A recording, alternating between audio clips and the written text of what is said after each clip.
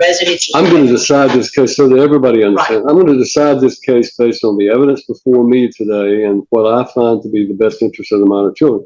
It is not going to be decided based on what another judge has or has not said or has not heard. It will be heard and decided by me from the witness stand today. And while statements of lawyers I'm going to decide this case based on, put it in my hands, I'm going to decide it based on what I think is the best for your children. And neither one of you may like what I do at the end of this day. Okay, she's talking about. There are spatterings of truth in what counsel said, but far from the reality of what's going on. These parties have been married. They have 2 children. My client has not requested anything except from the 2 children. Yes, this woman has 2 other children that she's had allegations of abuse against. But again, there's no allegation of abuse of my client against these children whatsoever. I was present before Judge Maples when counsel was not, so I take significant issue with her not even being present in the courtroom stating what went on in court, because it was far from the truth about what went on. Judge Maples, I filed a motion to be relieved to modify the bonding restrictions so that he could have contact with the minor children. Mrs. Gallion appeared and said, nope, I'm not willing to talk about it. Why would I give him visitation? And I'm not going to do it. And so, again, it was Judge Maples did question and said, were the children, I've read this affidavit, the children were not involved in the abuse. And she entered an order that I can present to the court during the hearing that the Chancery Court has full reign to modify the bond conditions to allow whatever contact this court does as far as the children are concerned, that the bond conditions will be modified pursuant to whatever this court rules. But Ms. Gallion was using the criminal process. It was obvious to Judge Maples as well as to myself that Mrs. Gallion was using the criminal court position to position herself in this court, as many alleged victims do. There was an allegation previously to Department of Children's Services that was unfounded. Counsels uniquely left that off, that it was unfounded. And again, it always is just amazing to me that someone will come before the court and talk about how someone has been abusive to these children for such a long period of time. She puts in her affidavit that they're locked in the rooms, they're doing this, they're doing that. Yet she never stood up and protected these children on time until she decides to have this child, to have him arrested. Not one time has she ever made the allegation of abuse in the past, other than the report to the Department of Children's Services. That came back as unfounded. So if a modicum of what counsel says is true, that she failed to protect these children, that her client failed to protect these children from these heinous things that she's alleging my client supposedly did, she's worse than he is, because she had the opportunity to protect and didn't do it.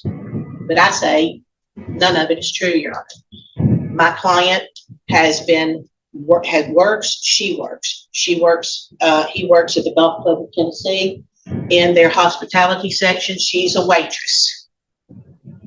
He has provided care for these children. The very idea of saying he's never been alone with the children, and to have a sexist comment to state that children can't be removed from their mothers because they're 1 and 2 years of age. I mean, what century are we living in?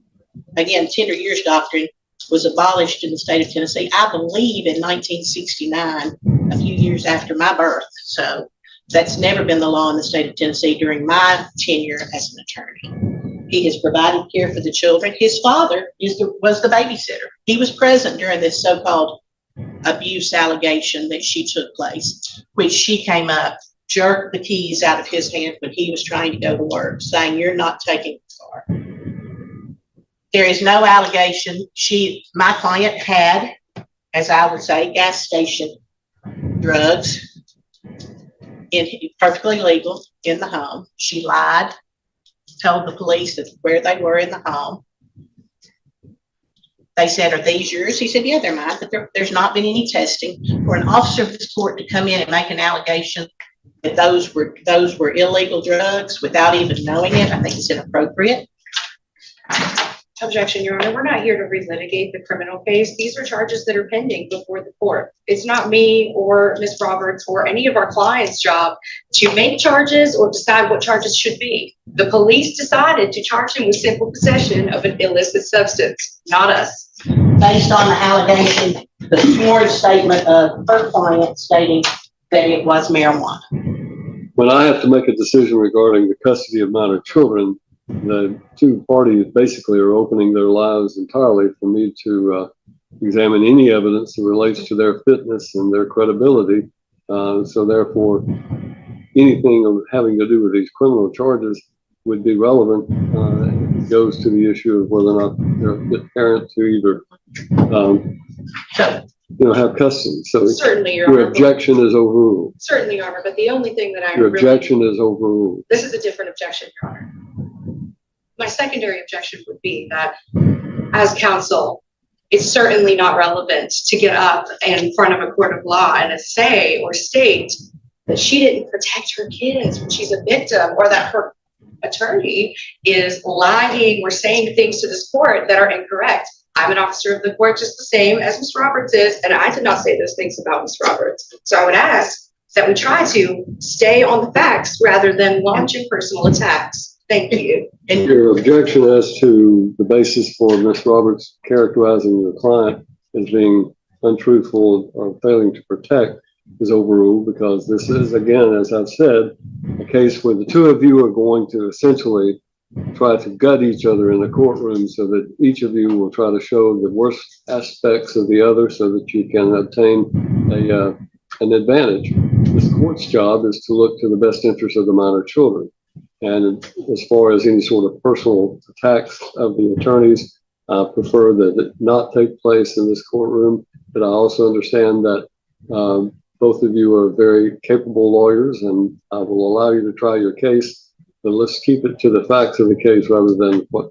And Your Honor, Thank you, Your Honor. I appreciate it. And Your Honor, Mrs. Stevenson is going on what her client told her just as much as I'm going on what my client told me. That's from that perspective. But when it goes into a court of law that I was there and Ms. Stevenson was not, is what I take issue with, on saying what was said when she was not present by the court. And that was the issue that I had on her stating. I wanted the court to make clear that she was not present in the court and witness, and that Judge Maples specifically ruled that the residential. I'm going to decide this case so that everybody understands. Right. I'm going to decide this case based on the evidence before me today and what I find to be the best interest of the minor children.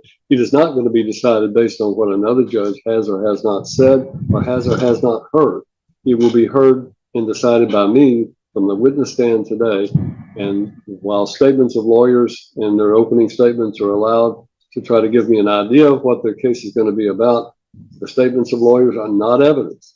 Neither Ms. Stevenson nor Ms. Roberts' statements are going to be, I'm speaking to your clients now, neither Ms. Stevenson or Ms. Roberts' statements to me about what has or has not transpired is going to be considered by me as evidence. It is their indication of what they think the case is about and what they want me to do. I'm going to decide this case based on, put it in my hands, I'm going to decide it based on what I think is the best for your children. And neither one of you may like what I do at the end of this day. But we will go forward from that. Ms. Roberts, anything further? That's it, Your Honor. And again, what we're requesting, again, if she's going to get possession of the home, she needs to pay for it. He will be entitled, if he gets possession of the home, he will get it. There has been no ruling of the General Sessions Court on who has possession of the home. So I want to make that clear. The court has not ruled who has possession of the home. It's wherever she's living. The General Sessions Court has sole province of having no contact order with her. I do not disagree with that. But all of the other issues are not before the General Sessions Court. And any indication that they are is incorrect. All right, Ms. Stevenson, is the rule requested? The rule has been requested, then we'll need to have anyone who's going to be a witness other than the parties go outside of the courtroom and remain outside of the courtroom until you are called to testify. You're not to discuss the testimony of any other witness until you yourself have testified. Counsel are under continuing duty to ensure that the rule is complied with.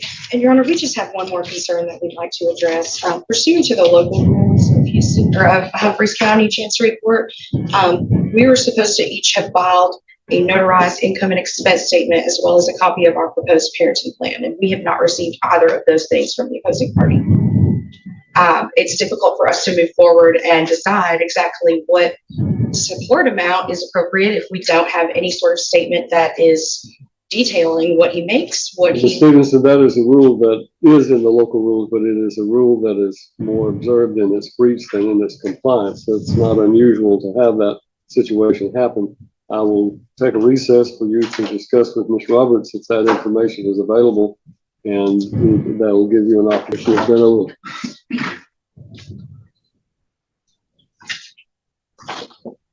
All right. Petition for appointment of a conservator over a person's property of someone in Waverly Healthcare.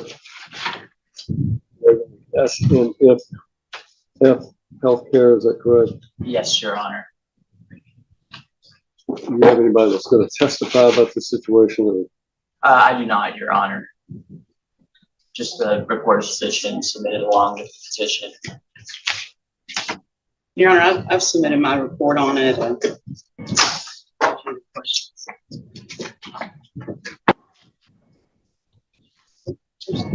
Yes. The proposed conservator is here, Your Honor.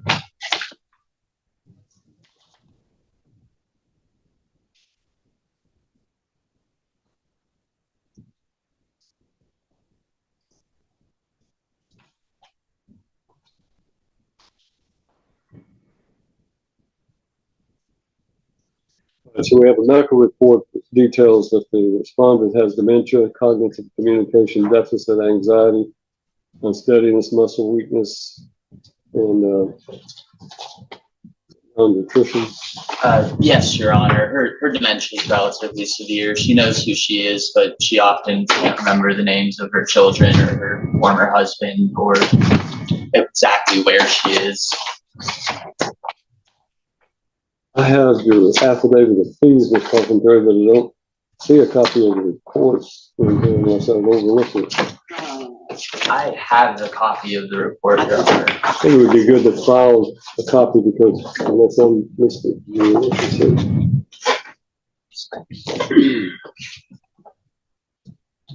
Send it over to the clerk.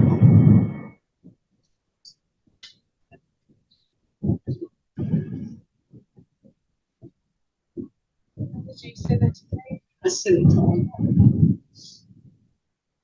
We weren't here Friday. I know. Let me see. Okay. I have an extra Is copy. that of an the extra report. copy? It's Extra double-sided, I'm sorry. All right.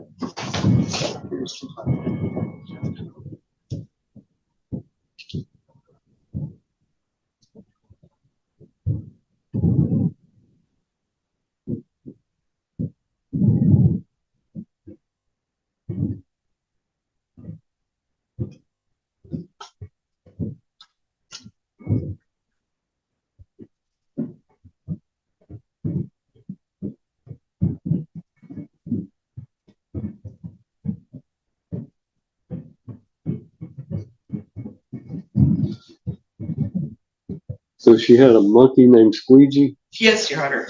Really. She remembers that. She wrote all about her animals, and all the children's animals. Sometimes animals are more loyal than children, so. All right, I've reviewed this, but I'm gonna have this report marked, and if the new one, if your original comes in, so be it, but I'm gonna go ahead and mark this as. That's fine, Your Honor. Mark it as an exhibit.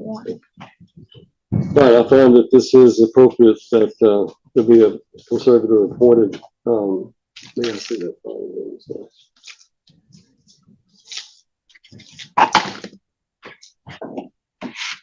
Your Honor, and Ms. Piper doesn't have any real assets except for potentially Social Security. And so we I recommend waive this conservator. I believe that the nursing home is going to be the representative payee for anything that she receives on. The main thing is just get her to be qualified for tenure. Do we have someone that can, you were appointed as the attorney ad litem, do we have someone in mind to appoint as a conservator? Miss Mason here. And you're willing to serve as the conservator of this individual? Yes, Your Honor. We will appoint you to do that. I don't see, since there are no assets, there's any bond required or property management, since she has no assets. And Social Security, I assume, is going to pay her stay at the healthcare facility. All right. Excellent, but First, you'll submit your orders, please. Yes, I have a short.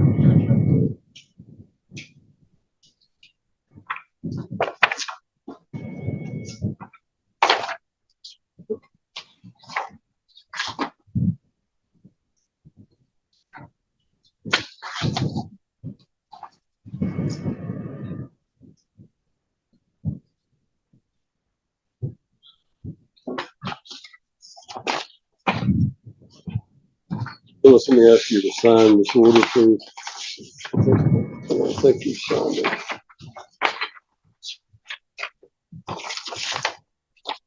I apologize about that. All right.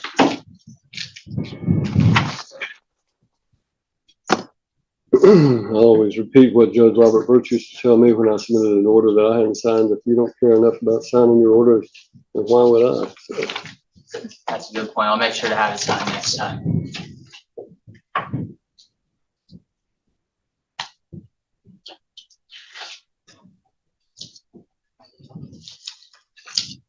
all right, I signed your order. Thank you very much.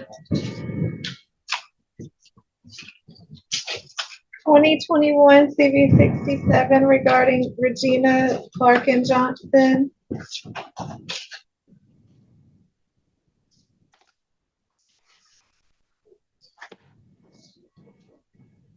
Talk this in. we can talk for a minute. I think we can just talk just a All minute. right, we'll come back to it. 2026 CV 149 Andrea Daniel versus William Daniel. You skipped over Shaver's. Don't worry about everybody else but mine. 2026 CV 19 Summer Shaver versus Jason Shaver. Bradley? I represent Mr. Shaver, Your Honor.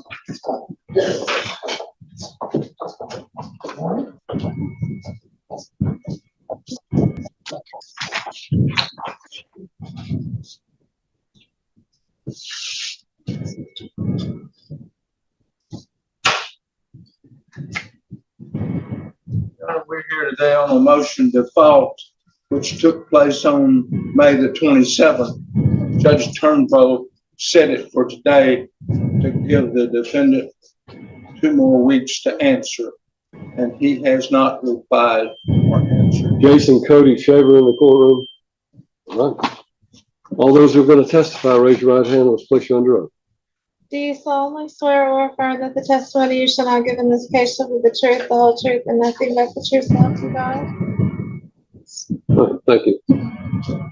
Well, that's just about my default. He's supposed to be here. He answered by the 22nd. Your default judgment is granted, so you want to put on your proof regarding the divorce?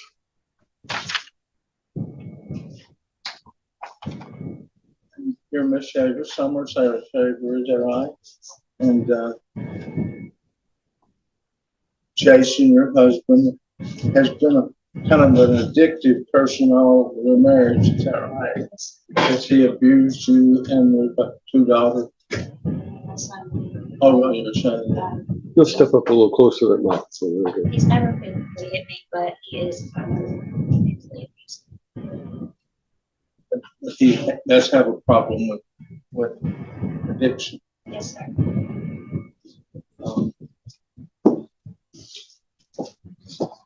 Has he supported you Yes, sir.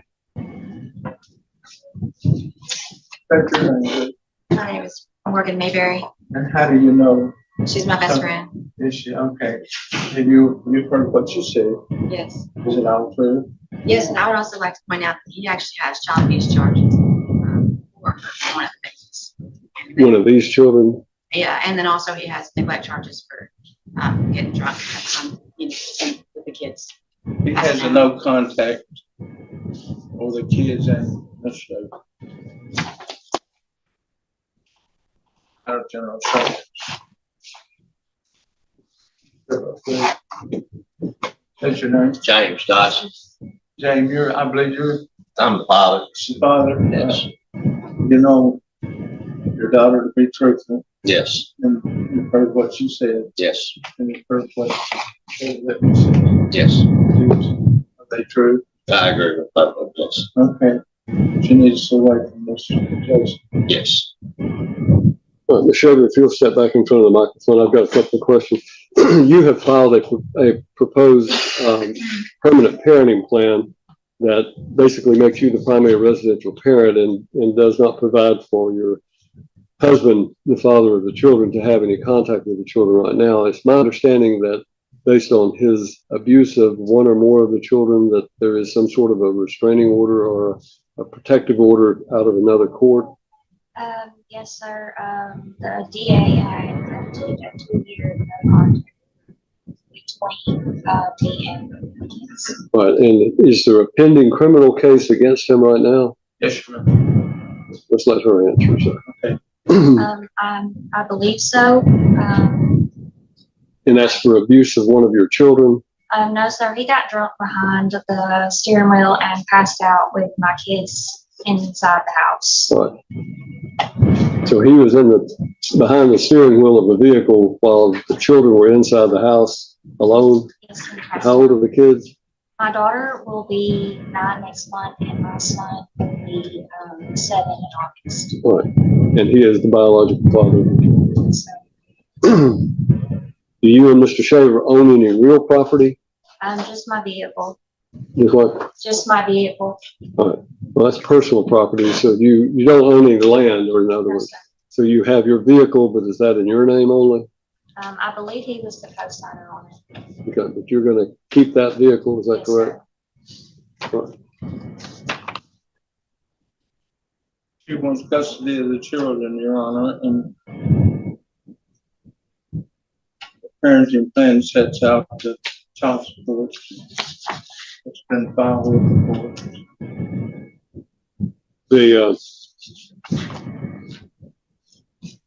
The parenting plan, your father decree provides for him to have supervised visitation. Is that what you're agreeable to? Yes, sir. Yes, sir. I would like the supervised visitation only with me, so I cannot trust anybody else with my kids. That's in there, Your Honor.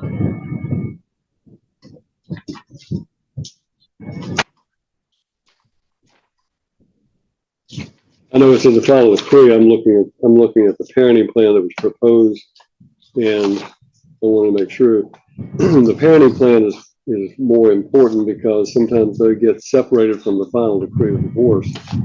And it is that parenting plan.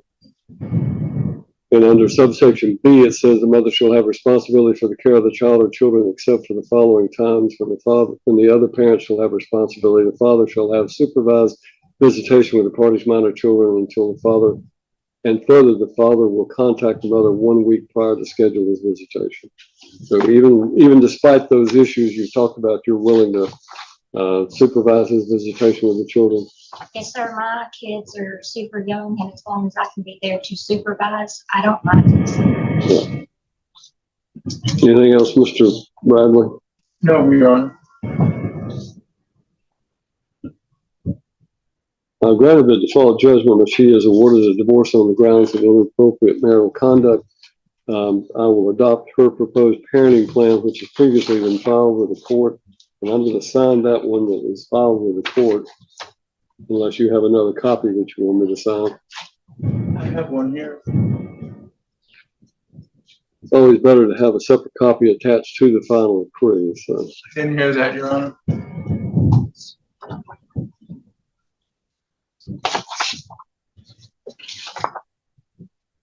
what does he do for a living, Ms. Shaver? What does he do for a living? Honestly.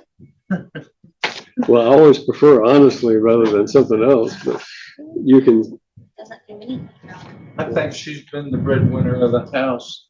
So you have down here that he is required to pay child support, and he is not at this point. We calculated Based according to on the guidelines, and you imputed income to him based on the guidelines. Is that correct?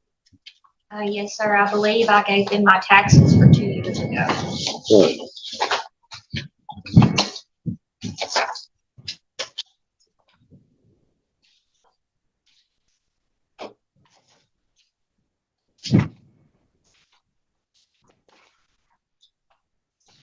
There isn't a place for me to sign on this proposed parenting plan, but we'll attach it and mark it, file it as a part of this final decree. All right, thank you. Thank you.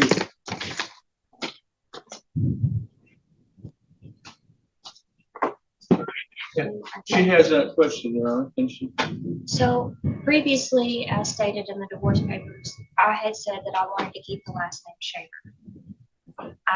I believe there's too much attached to this last name, and I would like to get rid of it. What's your name? You can change it to whatever you want, so. her maiden name returned, is that right?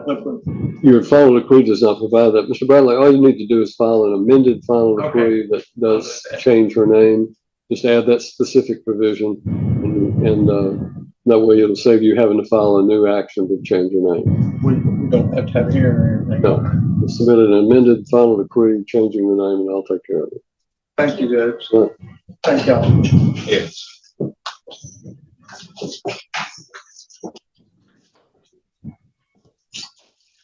Twenty 149, Andrea Daniel versus William Daniel.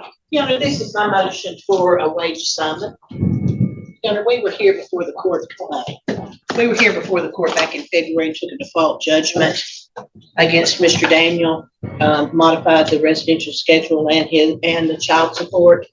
The court ordered that Mr. Daniel's new child support be effective in February. He's failed to pay anything. So I did not include in the default a request for a wage assignment, so I filed this motion just requesting that I issue a wage assignment so that we can ensure that his child support is paid. Then your request for a wage assignment will be granted without opposition. Thank you, Your Honor. I'll give you some. Thanks. 2026 CV 60 regarding the conservatorship of Emmanuel Devaney, Richard Devaney.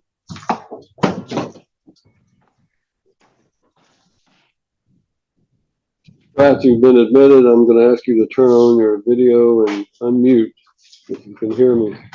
So if you will keep the his own office, please. So Can you hear me, Your Honor? I'm going to ask you the same thing I always ask your mentor, Mr. Flanagan. Are you driving at the moment? No, sir. No, sir. I'm in park. I can improve that there. I'm in park. We have established that Mr. Spratt is in park, so we may proceed. Thank you, Your Honor. I'm here on behalf of Mr. Odell. This is his, Mr. Devaney's petition for appointment of conservator. You'll raise your right hand. Let's place you on the road. Do you solemnly swear or affirm that the testimony you shall not give in this case shall be the truth, the whole truth, and nothing but the truth to help you God? Can you state your name for the record? Richard Devaney, And what is your relationship with the respondent, Mr. Emmanuel? I'm his daddy. Okay. And does he have a relationship with his mother? No, man. Okay. So his next closest relative would be his sister, Miss Ruthie Brown? Yes, ma'am. And was she made aware of this proceeding? Yes, ma'am. Okay. And did she express any objection to this proceeding? No. Your son, Mr. Devaney, he's been diagnosed with schizophrenia, is that correct? As far as I know, yes, ma'am. Okay. And you are seeking to be appointed as conservator at this time on a temporary basis in order to make all decisions for Mr. Devaney, is that correct? Yes, ma'am.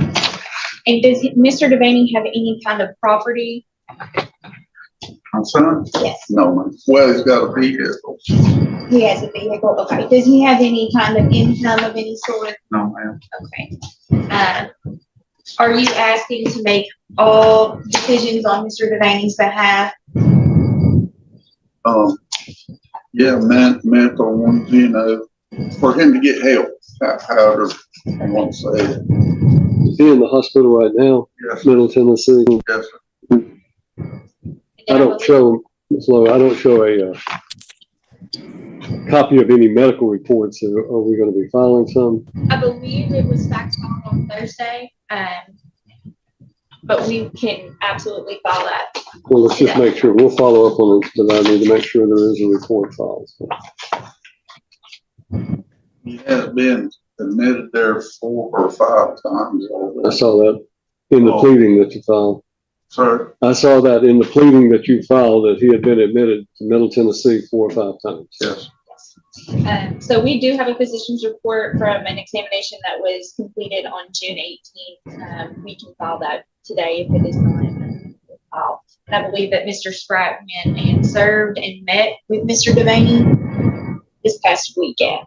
All right, Mr. Spratt, you were appointed to be the guardian ad litem, so can you enlighten me? I don't have a written report, but are you able to give me insight as to what your interaction with Mr. Devaney was? Yes, Your Honor. I met with Mr. Devaney yesterday at Middle Tennessee Mental Health Institute. And I've reviewed the report. I also believe Mr. Odell's office filed that Thursday. I haven't done my own report, but I met with him for about an hour yesterday. He's diagnosed. The diagnosis is fairly evident. He first said he wanted to consent this, and he revoked that consent later. But there were some incoherent statements during that revocation. So I certainly advised him. I served him with this suit also, and I had given him the notice of hearing as well. Advised him of his rights. He did not request an attorney ad litem. I explained what that was, but as of now, he opposes the suit. I informed him that my position would be that the conservatorship be granted, and I informed him of what my role was as the guardian ad litem. I explained the notice of rights to him specifically, and he had some paranoid concerns. So it's my position it should be granted. I don't know if the court wants to set a review date or something of that nature. But So do you have any questions for Mr. Spratt? Nothing further. Mr. Spratt, did he disclose any kind of property that he has possession of? well, as far as that went, and I'm glad you asked that. He told me that he owned the house on Sunset Drive, and that he had $800,000 in the bank. At the same time, he knew that I was Jelly Roll's cousin. So I didn't know that. I didn't either, Judge. But it was. I can see the resemblance other than the tattoos. I can see the resemblance. So. Well, it was a very, very fluid transition from consent to non-consent. I have experience in dealing with clients who were suffering from paranoid delusion, paranoid schizophrenia. And I think it is clear that with the medical report that obviously has been filed, I haven't seen it, but subject to that, to my review of that, it is clear to me that he is in need of a conservator, and his father is the appropriate person to serve in that. I do think it's probably a good idea, as Mr. Spratt had suggested, that we go ahead and set a review date. Can you have a date, say maybe 60 days down the road? And we had prepared an order to appoint him on a temporary basis with a review hearing. The temporary, that's what I was going to suggest. Let's do it on a temporary basis, subject to, sometimes people who suffer from schizophrenia, if they get appropriate medication, stay on it, they're functional. But obviously if he's not, trying to help himself, then he's going to need somebody to try to help him with that. But August 27th or 28th. August 27th or 28th. Mr. Spratt, do you have your calendar anywhere? I don't, but I believe that'll be, either one of those will be fine, Your Honor. I can do a report, in case I have to have somebody stand in that day. I'll do a written report. I would suggest that so that somebody does have to stand in for you in case you're in concert or whatever. So. I'm just a stagehand. Well, I would think your cousin would give you a better job under those circumstances. That explains a lot about why we never can get you in court. That's right. Mr. Spencer, you need to sign this order on your behalf. Yes, absolutely. And for the record, Your Honor, I have the return summons, the original, and I'll bring that to Waverly today for the file. All right. I can email Madam Clerk a copy of it if we need to do that, but I will bring it to Waverly today. If you're bringing it today, that'll be sufficient. All right. I will sign the order to tell your cousin Jelly Roll that we all said hello. So. Thank you, Judge. I will do it. I will do it, Judge. And, you know, hopefully somebody can save me, as he says. So. Thank you, Your Honor. And I sign the order. Thank you, Judge.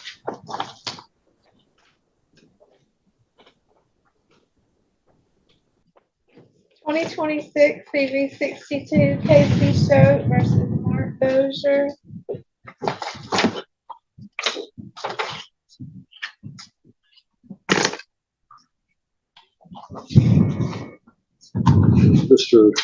Mr. Dozier served. We don't have service back that he has actually been served with your petition. So there was an ex parte order of protection issued by Judge Lockhart Nash on June the 11th, and that one has not been, we don't have the return that he's actually been served and notified to be here. So what I'm going to suggest is this will remain in full force and effect, but it will be continued until we can get him served, and then you'll be given notice. Okay. All right. Thank you so much. Thank you. We'll get it later.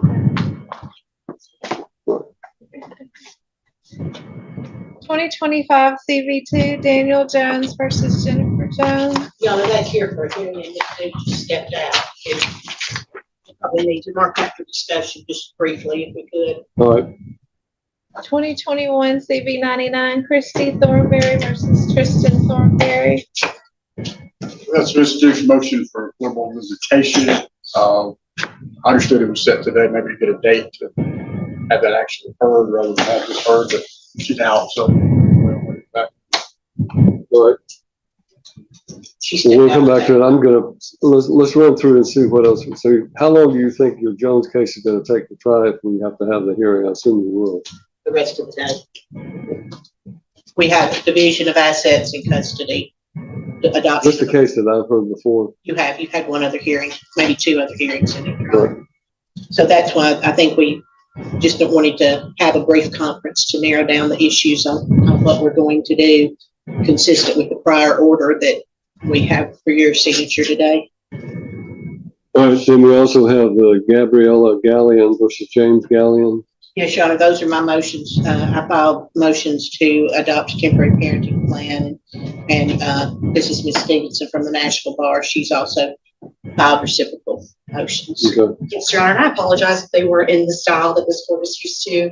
I'm from the Davidson County Bar, and typically when we get these motions filed, we file counter motions as their own motion. I'm not sure if that's how the court likes them down here, but that's why we filed them separately. We're all here asking for the same thing, just different relief. It seems to be fairly apparent that you all are asking for the same thing. So, Yes. all right. Well, you're behind the Jones versus Jones case, which I'm told is going to take all day to try. So, you and Ms. Roberts may want to talk about your case. I'm going to take a recess and let you all try to discuss whatever.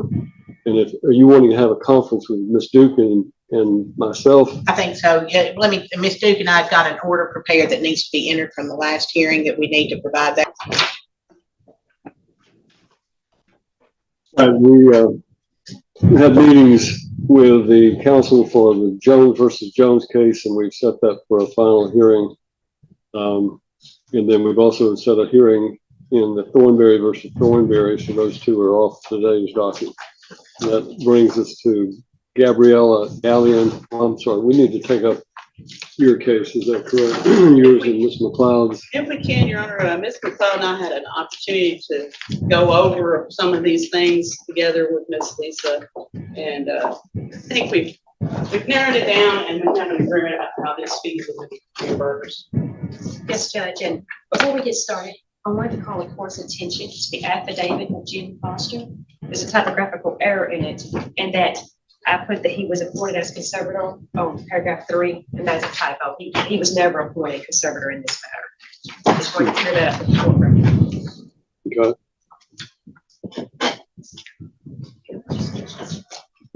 And Your Honor, I had filed a motion to approve some fees. And after discussion with my client and with Ms. Lynn, who's the guardian ad litem, we have come to the following agreements.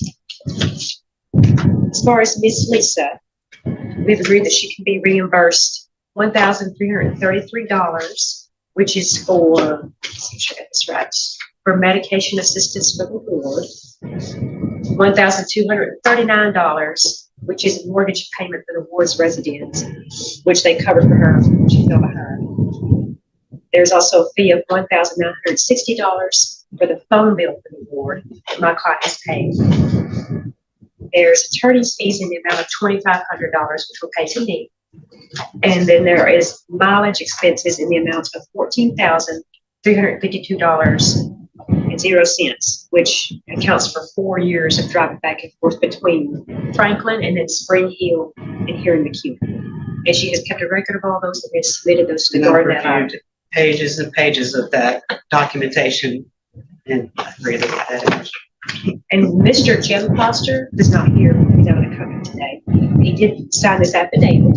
He had incurred expenses of $25,651 in the form of renovations for the ward's home, which was later sold, and the money deposited in the conservatorship account. We've also reviewed those and provided receipts of those expenses. He was married to Miss Faye, who was co-conservator in this case, but she sadly passed away. This money came out of their joint accounts, and we that I think the guardian ad litem is okay with him being reimbursed that amount only. So we have proof that they did expend that money. And the house did sell for $185,000, so there should be sufficient funds for that, and also for her. Those funds are expended. And the last thing is that we have also talked about Ms. Lynn's fees. We have agreed to add to an order, if Your Honor approves these expenses, that my client will also pay $1,906.50 in her fees as well. All right, so everybody's in agreement with this? Yes, Your Honor. It's all in agreement, then I will approve of that. Under oath, Your Honor, is this about anything? You what? Do you want to put her under oath for any reason, or? If, let's go ahead and do that. If you want to raise your right hand and be placed under oath. Do you solemnly swear or affirm that the testimony you shall give in this case will be the truth, all truth, and nothing but the truth so help you God? Could you state your full name, please? Lisa Taylor Gray. And are you a co-conservator for Miss Regina Johnson? I am. And who is she to you? She's my aunt. Your mom's sister? Mhm. Okay. And Miss Faye passed away. That was your mother? Correct. When did she pass away? July 3rd, 2024. And you've heard everything myself and Miss Lynn have told the judge here today. Is that all true and correct to the best of your knowledge? Yes, it is. Right, Judge. Submit your order. Thank Judge, I will you. do that. Thank you. Thank you. Concludes my business.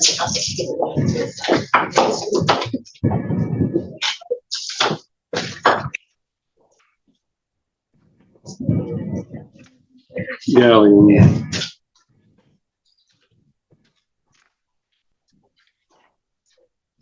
All right, we're down to our last case, Gabriella Gallion versus James Gallion. Yes, sir, Mr. Gallion.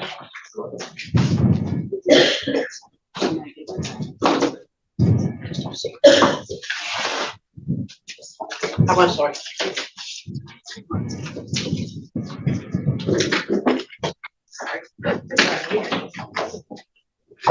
Good to see you. All about the I know, right? Thank you.